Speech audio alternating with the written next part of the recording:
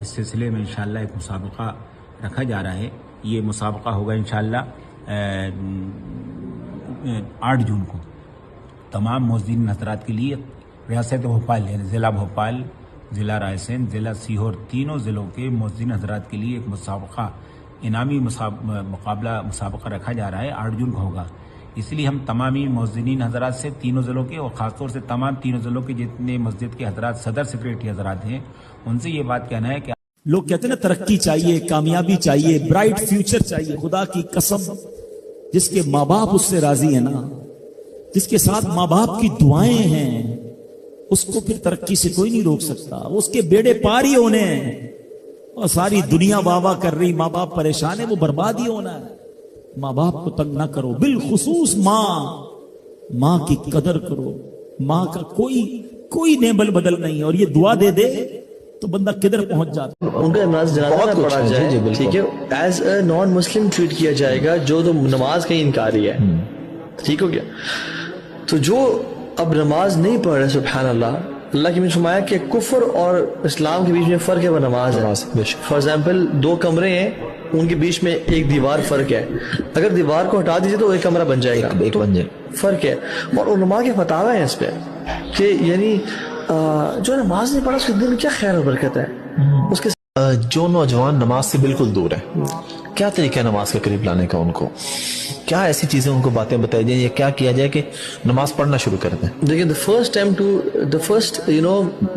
attempt to resolve a problem is to know that there is a problem. ٹھیک ہو گیا. ان کو پتہ ہونا چاہیے کہ ان کو نماز چھوڑنے سے کیا ہوگا. وہ اسلام میں نہیں رہیں گے، وہ مسلمان نہیں رہیں گے. علماء تو بڑے سخت وعید ہیں مسلمان کو قبرستان میں دفن نہ. واللہ اس بندے کی زندگی نحوست والی ہے جو نماز نہیں پڑھتا، جو نماز کو ڈیلے کرتا ہے. اس کی زندگی میں کچھ نہیں رکھا. جو فجر کی نماز نہیں پڑھتا، شیطان اسے کام میں یورینیٹ کر دیتا ہے. اس کی زندگی میں کیا خیر و برکت ہوگی؟ اس کی زندگی میں کیا ایکٹیونیس ہوگی؟ تو گھر کے اندر بھی ستر، پورا جسم ڈھکا ہونا چاہیے، صرف چہرے کی تکیا اور صرف ہاتھ پہنچوں سے آگے اور صرف پاؤں، پورا جسم کورڈ. لباس ڈھیلا، لباس موٹے کپڑے کا، جسم کے خد و خال اور نشیب و فراز واضح نہ ہو. اور اس کے اوپر ایڈیشنل کورنگ گھر کے اندر اوڑھنی. گھر کے اندر اوڑھنی ہے خمار، لیکن وہ خمار سر کو بھی ڈھانپے اور یہاں چھاتری کے اوپر، سینے کے اوپر ایک بکل مار لو، تاکہ عورت کی نسوانی حسن کا جو بہت بڑا ایک پہلو ہے چھاتیاں، وہ ان کے اوپر ایڈیشنل کور ہو. یہ سطر وہ ہے کہ باپ کی نگاہ بھی نہیں پڑنی چاہیے عورت کے جسم پر. اس سے آگے صرف شوہر کا معاملہ ہے. حضرت شاہ عبدالعزیز صاحب محدث دہلوی رحمۃ اللہ علیہ فرماتے تھے، خدا پاک کی قسم، چاہے عالم اور نیک آدمی چاہے وہ کیسا بھی ہو، اس سے برا بھلا مت کہنا. جس شخص نے کسی عالم کو برا بھلا کہا، میں دعوے کے ساتھ کہتا ہوں مرنے کے بعد اس کی قبر کھول کر دیکھ لینا، اس کا منہ قبلے کی طرف سے پھیر دیا گیا ہوگا، اس کا چہرہ سیاہ ہو چکا ہوگا، اس کے چہرے سے نور کو سلب کر لیا گیا ہوگا. عیدین کی نماز سے پہلے اور نماز کے بعد کچھ چیزیں مسنون ہیں، سنت ہیں. صبح سویرے اٹھنا عیدین کے دن یہ سنت ہے. غسل کرنا عیدین کے دن یہ سنت ہے. مسواک کرنا عیدین کے دن یہ سنت ہے. نئے کپڑے پہننا یا صاف ستھرے دھلے ہوئے کپڑے پہننا یہ سنت ہے. ایک راستے سے جانا دوسرے راستے سے واپس آنا یہ بھی سنت ہے. عید الفطر کی نماز سے پہلے کچھ میٹھی چیز کھا کر. عید کی نمازیں ہونی تو چاہیے شہر میں 1 یا 2 ہو جائیں یا 3 ہو جائیں یا 4 ہو جائیں. ہر مسجد میں عید کی نماز ہو رہی ہے. ارے کیا اتنی ہم میں ہمت نہیں ہے کہ میں اپنی نماز چھوڑ کے دوسرے مولوی صاحب کے پیچھے عید کی نماز پڑھ لوں؟ میں بولوں بھائی سارے مجمع کہاں جائے گا؟ بولو وہاں نماز پڑھے گا. ایسی جگہ ہو جہاں کھلا میدان ہو. عید کی نماز تو مسجد میں ویسے ہی مکروہ ہے. نبی ہمیشہ میدان میں عید کی نماز پڑھتے تھے، مسجد میں. میں قسم کھا کے کہنے کو تیار ہوں کہ اگر آپ نے ووٹ نہ ڈالا، اگر آپ نے اپنے محلے اور خاندان کے لوگوں کے ووٹ ڈلوانے کی فکر نہ کی، تو قیامت کے دن آپ پکڑے جائیں گے. میں ڈنکے کی چوٹ پر کہہ. اس دور کا سب سے بڑا شرک وطن پرستی. لیکن پھر دیکھیے، میں بات آپ سے عرض کر رہا ہوں، علماء کرام جس کو نہیں پہچان پائے، اس کو پہچانا ہے تو علامہ اقبال نے پہچانا ہے. اس دور میں نئے اور ہے، جام اور ہے، جم اور، ساقی نے بنا کی روش لطف و ستم اور، تہذیب کے آزر نے ترشوائے صنم اور، مسلم نے بھی تعمیر کیا اپنا حرم اور، ان تازہ خداؤں میں بڑا سب سے وطن ہے، جو پیرہن اس کا ہے وہ مذہب کا کفن ہے۔ نظارہ دیری نہ زمانے کو دکھا دے، اے مصطفیٰ بھی خاک میں اس بت کو ملا دے۔ یہ وطن پرستی شرک، اس دور کا سب سے بڑا شرک نیشنلزم جو ہے وہ لوگوں کو جمع کرنے والی شے۔ علماء اکرام سے پوچھو ووٹ ہے کیا؟ اہل اللہ، اللہ والے ووٹ دیتے نہیں تھے، اگر ووٹ دیا کرتے تھے تو پہلے غسل کیا کرتے، وضو کیا کرتے، اللہ اکبر، پھر 2 رکعت صلاۃ الحاجت پڑھ کے اللہ سے رو رو کے مانگا کرتے، اللہ میں استخارہ کر رہا ہوں، میرے دل کے اندر ڈال دے، ووٹ میں کس کی جھولی کے اندر ڈالوں؟ آپ کے ایک ووٹ سے خدا کی قسم اگر میرے عزیز و مظلوم پر ظلم ہونے لگ گیا، قیامت کے دن آپ کے میرے جبڑے میں ہاتھ ڈالا جائے گا۔ اگر آپ کے ایک ووٹ کی وجہ سے مظلوم کو انصاف مل گیا، خدا کی قسم آمنہ کے لال کے ساتھ جنت کے دروازے پہ کھڑا کیا جائے گا۔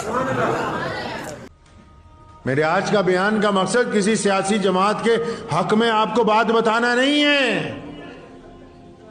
میرا مطلب یہ نہیں کہ آپ کس پارٹی کو ووٹ ڈالیں کس کو نہ ڈالیں، آپ کو یہ بتانا کہ ووٹ ڈالنی اسلام کے اندر حکم دیا گیا کہ شہادت دو، جا کے مدد کرو اس سسٹم کی جو آپ کے ملک کو، آپ کے صوبے کو، آپ کے گاؤں کو، آپ کے شہر کو اچھا بنانا چاہتا ہو، اس میں اپنا حصہ ڈالو۔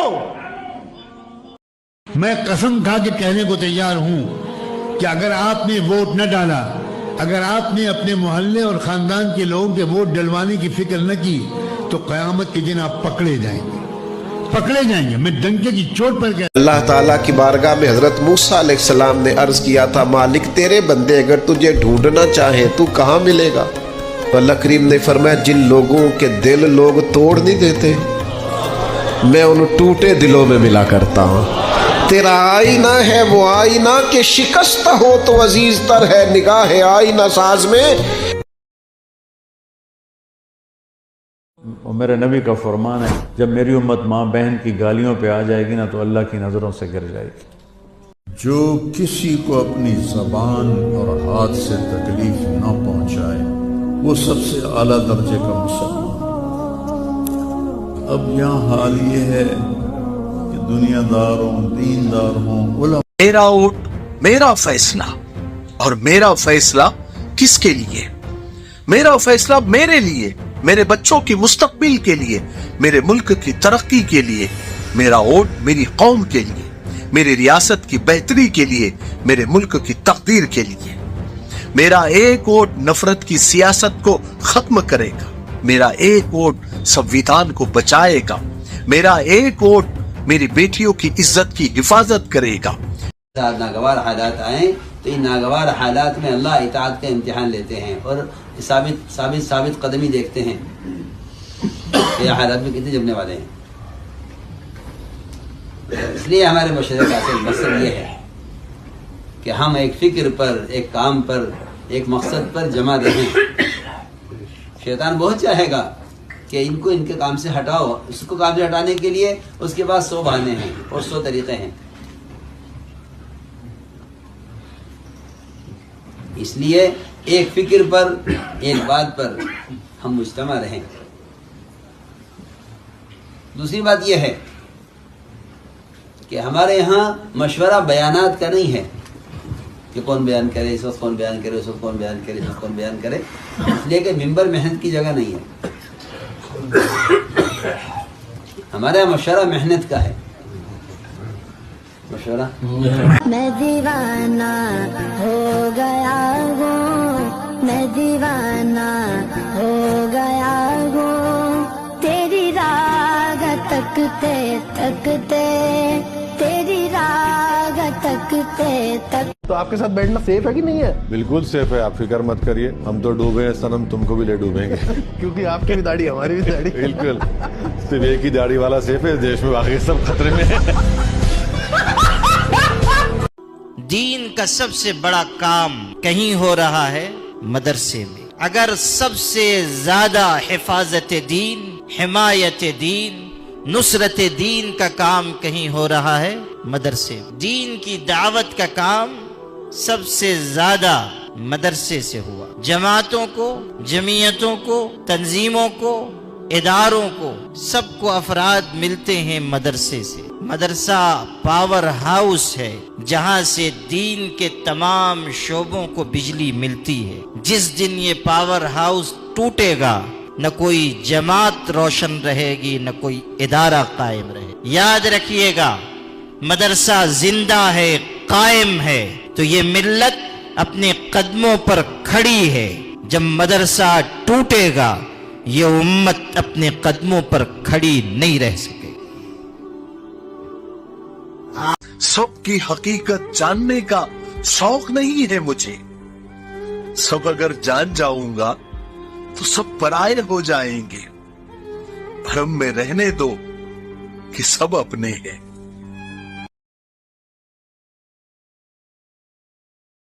और हूरों का जहां तक मसला है, तुम मजाक उड़ाओ हूरों का, हमें तो चाहिए भाई, तुम उड़ाओ मजाक। कल खुदा की कसम हम तुम्हारा मजाक उड़ाएंगे। नूह अलैहिस्सलाम जब किश्ती बना रहे थे ना, तो कौम मजाक उड़ा रही थी कि पानी है नहीं और ये मौलवियों को देखो, ये फटे ले लेके क्या बना रहे हैं किश्ती। नूह अलैहिस्सलाम ने कहा मुझे अल्लाह ने वही किया भाई, अजाब आएगा। उन्होंने कहा अजाब का कोई चांस है नहीं, कोई समंदर करीब में है नहीं, कोई दरिया है नहीं कि सैलाब आए, और ये मौलवियों को देखो क्या कर रहे हैं। तो नूह अलैहिस्सलाम ने फरमाया इन तस्खरू मिन्ना फइन्ना नस्खरू मिनकुम, उड़ा लो मजाक, कल हम तुम्हारा मजाक उड़ाएंगे। तो आप आज हूरों का मजाक उड़ा लो भाई, हम तो खुदा के वादों पर यकीन रखते हैं भाई, हमें तो हूरें चाहिए, हमें तो चाहिए भाई। और हम तो अल्लाह से दुआ मांगते हैं, अल्लाह उन हूरों से हमें महरूम ना करना और इन कमबख्तों को महरूम कर देना। ये दुनिया में भी महरूम है हूरों से। इनको गर्लफ्रेंड्स मिलती हैं, बीवियां इनको नहीं मिलती, और गर्लफ्रेंड का जब मूड ऑफ होता है वो छोड़ छाड़ के चली जाती है उसको। जब ज्यादा आज तू गरीब हो जा, देखता हूं मैं तुझे कितनी हूरें दुनिया में मिलती हैं। दीनदार लोगों को वफा करने वाली बीवियां मिलती हैं, वफा करने वाली औलादें मिलती हैं जो बुढ़ापे में सहारा बनती हैं। इन कमबख्तों को जो हूरों का मजाक उड़ाते हैं, ना दुनिया में वफादार बीवियां मिलती हैं और ना बुढ़ापे में वफादार औलादें मिलती हैं। हमारा ही दीन 1400 साल पहले जिस सूरत में उतरा था, अल्लाह की कुदरत से महफूज है, और हमारा ईमान है कि क़यामत तक महफूज रहेगा। जो ताकतें इसको मिटाना चाहती हैं, 1400 साल से मिटती रही हैं, बेनाम निशान होती रही, दीन तो महफूज है। जिसकी नजर हमेशा लोगों की कमियों पर होती है, उसको अल्लाह दो तकलीफें दुनिया में ही देते हैं। एक तो वो हर वक्त गुस्से की हालत में रहता है, हर वक्त गुस्से की हालत में रहेगा, और हर वक्त का एक गम अल्लाह उसको देंगे, वो हर वक्त गम की हालत में रहेगा, एक गम लगा रहेगा उसको। और मरने से पहले वो जिसकी कमी बयान कर रहा है, उनकी सारी कमियां अल्लाह उसको दे के मारेंगे। किसी ने पूछा था कि दुनिया में खुश नसीब शख्स कौन होता है, तो फरमाया जिसे दीदे कसूर हासिल होती है। हुजूर दीदे कसूर क्या होता है? फरमाया जिसे अपनी गलतियां नजर आनी शुरू हो जाएं।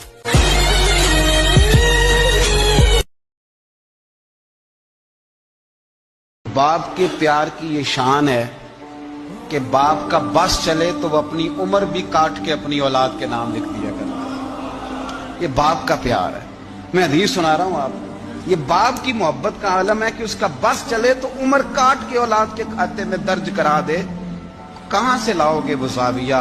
दुनिया में वाहिद शख्सियत बाप की है, बाप की, जो मेहनत खुद करता है पर अपने लिए नहीं करता, जो कमा के ला के ऐलान करके औलाद को कहता है पुत्र आपका ही है सारा कुछ।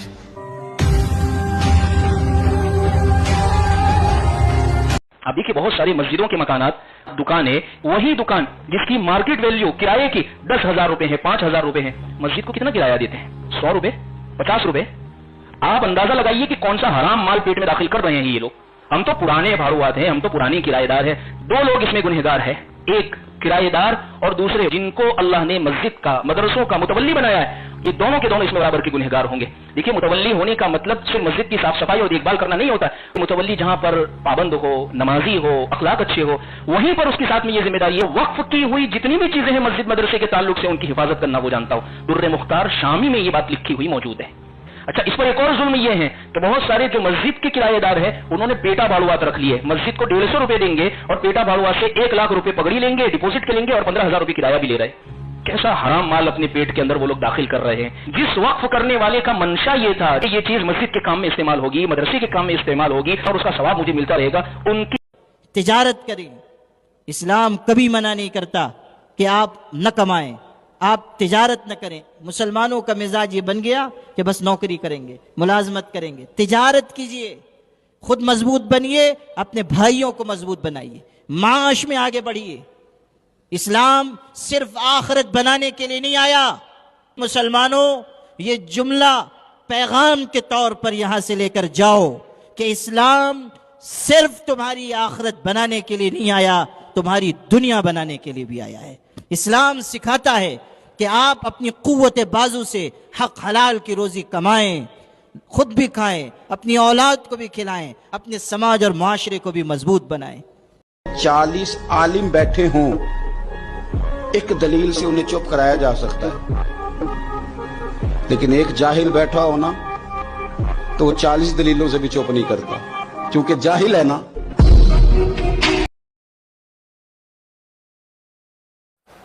آپ خیر الامم آپ خیر الورا, اے حبیب خدا مصطفیٰ مصطفیٰ. آپ شمع حرم آپ نور خدا, اے حبیب خدا مصطفیٰ مصطفیٰ, اے حبیب خدا مصطفیٰ مصطفیٰ. نظم عالم کے ہے آپ ہی تو امین, آپ سیاسی طاقت بن کے ابھرنے کی کوشش کیجیے. ہماری موت اور زندگی کے فیصلے ویدھان سبھا اور پارلیمنٹ میں ہوتے ہیں, جہاں ہمارے لوگ نہیں ہیں. ایک مسلمان کہیں کھڑا ہوگا تو 4 اور کھڑے ہو جائیں گے, نہ جیتیں گے نہ جیتنے دیں گے. بے بدھو, تو بھی کوٹا جائے گا اور وہ بھی کوٹا جائے گا. ایک کو تو جانے دے, کم سے کم چلائے گا, کم سے کم شور تو مچائے گا, ویل میں باہر نکل کے آ جائے گا. دھرنا. کسی کو دوست بنانے سے پہلے اس کا چہرہ مت دیکھو, بلکہ اس کے اخلاق اور اس کی چاہت کو دیکھو, کیونکہ اگر سفید رنگ میں وفا ہوتی تو نمک زخموں کی دوا ہوتی.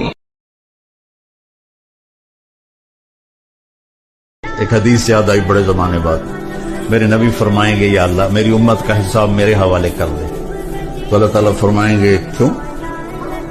تو عرض کریں گے یا اللہ میں چاہتا ہوں ان کا حساب میں لے لوں تاکہ ان کو شرمندہ نہ ہونا پڑے. تو اللہ کہیں گے اگر آپ حساب لیں گے میرے محبوب تو آپ کے سامنے تو شرمندہ ہوں گے یہ, تو میں آپ کے حوالے بھی نہیں کروں گا, میں خود لوں گا اور پردے میں لوں گا. تو ایک پردہ حائل ہو جائے گا, ایک پردہ آ جائے گا. اور اس کیا ایکٹیونیس ہوگی, تو لیتھالجی سے اور ڈپریشن سے بھرا ہوا ہوگا وہ شخص. شیطان گردن کے پیچھے 3 نوٹس لگاتا ہے. جب انسان حدیث کے مطابق آتھینٹک حدیث, جب انسان اٹھتا ہے تو پہلی کھل جاتی ہے, وضو کرتا ہے دوسری کھل جاتی ہے, تیسری تب کھلتی ہے جب وہ نماز پڑھتا ہے فجر کی. امیجن جو شخص فجر کی نماز ہی نہیں پڑھتا اور روزانہ 8 بجے 9 بجے اٹھ رہا ہے, 10 بجے اٹھ رہا ہے, 7 بجے اٹھ رہا ہے, اور فجر کی نماز نہیں پڑھتا, اس کی زندگی میں کیا خیر و برکت, اور کیا وہ اللہ سے کیا خیر امید کر سکتا ہے. واللہ اس بندے کی زندگی نحوست والی ہے جو نماز نہیں پڑھتا, جو نماز کو ڈیلے کرتا ہے. اس کی زندگی میں کچھ نہیں رکھا.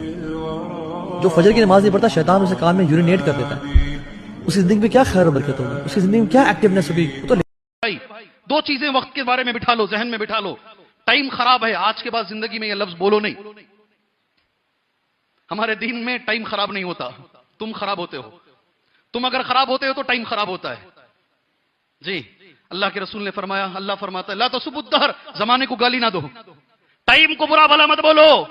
جی ہاں, ہمارا ٹائم خراب چل رہا ہے. کیا بولتے ہیں نوجوان, ہمارا ٹائم خراب چل رہا ہے. تو خراب ہے, تو نے فجر چھوڑی ہے, تو بے نمازی ہے, تو حرام کھا رہا. 31,900 فلسطینی شہید ہوئے ہیں آفیشیل ڈیٹا کے مطابق, اور 40,000 امریکن اور یورپین اسلام میں داخل ہوئے. اب آپ بتائیے یہ فتح کس کی ہو رہی ہے؟